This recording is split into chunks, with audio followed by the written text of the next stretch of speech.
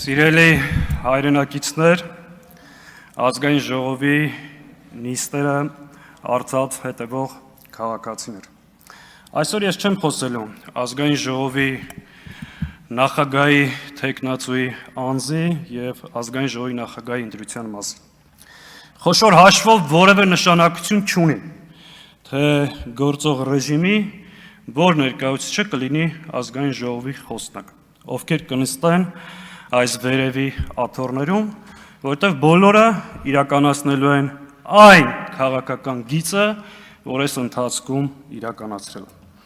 Հետևաբար ազգային ժողովի անդրանիկ նիստում այս ամբիոնից ես խոսելու եմ մեր անելիքների,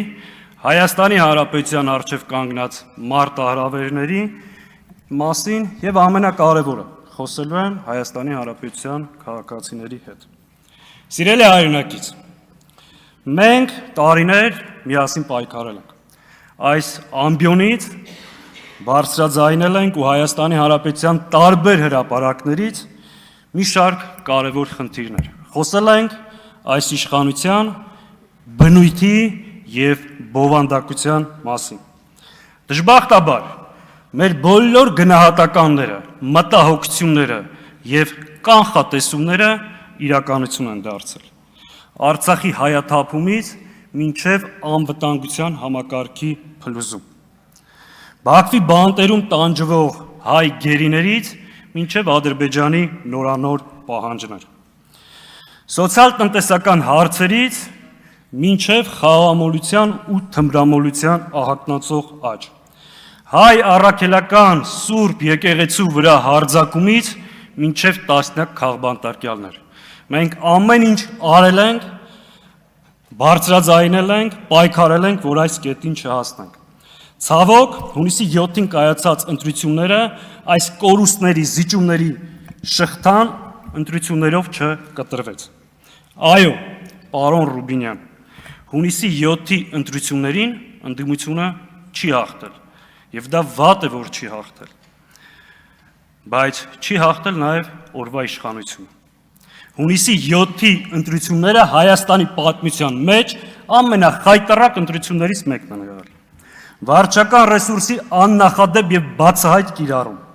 պետական բյուջեի հաշվին սեփական քարոզարշավի ֆինանսավորում, պատերազմի սպառնալիքով Հայաստանի Հանրապետության քաղաքացիների նկատմամբ տերոր, ընդդիմադիր գործիչների ձերբակալություն, կալանավորումներ, նախընտրական շտաբների գործունեության պարալիզացում։ Այս պայմաններում են տեղի ունեցել ընտրությունները։ Եվ ի վերջո, ընդդիմադիր շեմը հաղթահարած ուժը բարգավաճ Հայաստանի ձայները գողացվել են։ Հետևաբար, այս խորհրդարանը ունի լեգիտիմության լրջագույն խնդիր նաև այս խորհրդարանի ձևավորած կառավարությունը։ Եվ այդ մասին դուք եւս լավ գիտեք։ Սիրելի հայրենակիցներ, այս ամեն ինչից հետո հարց է առաջանում. ինչ է անում խորհրդարանը այս դահլիճում եւ ինչ անելիք ունի առաջիկայում։ Շատ պարզ եւ ուղիղ ձևակերպեմ։ Մենք այստեղ ենք մեր առաջիկա քաղաքական պայքարը կազմակերպելու եւ մեր համազգային նպատակները առաջ մղելու համար։ Մենք այստեղ ենք Հայաստանի Հանրապետության քաղաքացիների հարցերը բարձրաձայնելու, Բաքվում գտնվող գերիների խնդիրներից խոսելու, Հայաստանի օկուպացված տարածքների մասին բարձրաձայնելու եւ այո, Արցախի ժողովրդի հավաքական վերադարձի իրավունքը բարձրաձայնելու համար։ Արդյոք սա բավարար է փոփոխության հասնելու համար։ Միանշանակ ոչ։ Սիրելի հայրենակից, մենք գիտենք, որ փոփոխության հասնելու պահանջը ձևակերպված է ընդդիմությունից, մասնավորապես խորհրդարանական ընդդիմությունից։ Մենք ընդունում ենք այդ պահանջը, քննադատությունը, մտնում ենք այդ պատասխանատվության տակ եւ ամեն ինչ անելու ենք փոփոխության հասնելու համար։ Մեզ պետք է ձեր աջակցությունը, ձեր վստահությունը եւ թիկունքը, որպեսզի գնանք առաջ։ Այս օրերին Հայաստանի Հանրապետության համար համակարգային ընդդիմությունը անհրաժեշտություն է։ Դա նաև դիմադրություն է մեզ պարտադրվող արտաքին եւ ներքին օրակարգերը խափանելու եւ մերժելու համար։ Իսկ ինչ վերաբերվում է ընդդիմության եւ իշխանության տարբերության մասին, պարոն Ռուբինյան, ուզում եմ շատ հստակ լինեմ, մեր եւ ձեր հակասությունները, առճակատումները չթաքցնեմ, երբեմն ատելությունը անձնական բնույթ չունեն, դա ունի խորը գաղափարական հենք, դա մեր պետության անցյալի, ներկայի եւ ապագայի մասին պատկերացումներն։ Այն մոդելը, որ դուք առաջարկում եք իրական Հայաստանի փաթեթավորմամբ Հայաստանի Հանրապետության քաղաքացիներին, դա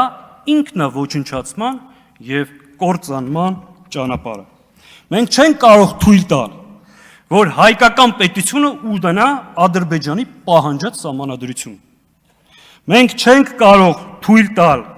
որ հրաժարվենք մեր անցյալից, մեր ժառանգությունից, մեր իրավունքներից ուրանալ հայոց ցեղասպանություն։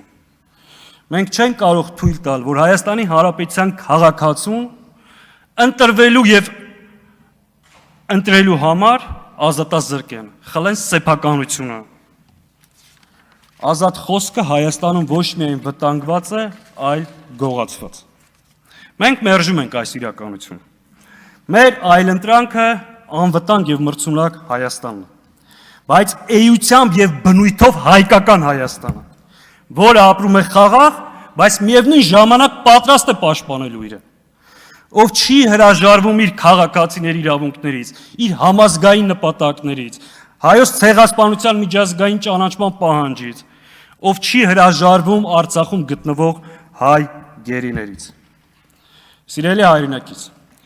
իսկապես ընդդիմություն իշխանություն այս հակասությունը սովորական կռիվ չէ։ Սա նորից եմ կրկնում, հայկական դիմադրությունը, որը պետք է կարողանանք առաջ տանել։ Ես հավատում եմ հայ ժողովրդի հաղթանակին, հայ ժողովրդի ապագային եւ ամեն ինչ անելու ենք այս ընթացքը կասեցնելու, երկիրը պետական ազգային ուղեգից վերադարձնելու եւ փոփոխության հասնելու համար։ Եվ վերջում, պարոն Ռուբինյան, դաշնակցությունը ձեզ քաղաքացիական պայմանագրին Նիկոլ Փաշինյանին չի մեղադրում Թուրքիայի եւ Ադրբեջանի հետ բանակցությունների համար։ Մենք ձեզ մեղադրում ենք Թուրքիայի եւ Ադրբեջանի պահանջները խոնարհաբար